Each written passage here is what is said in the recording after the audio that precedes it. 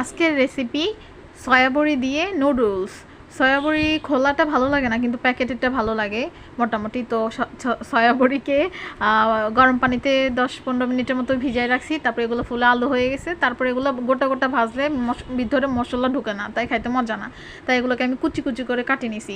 এখানে তেলের সাথে লবণ, হলুদ আর মরিচের গুঁড়া দিয়েছি, দিয়ে সয়াবড়ি যেগুলো কুচি কুচি করে কাটি রাখছিলাম সেগুলোকে আগে ভাজি নিব। একটু সময় নিয়ে ভাজলে মচমচা হয়ে যায়, তো এগুলো এমনি চিপসের মতো খাওয়া যায়।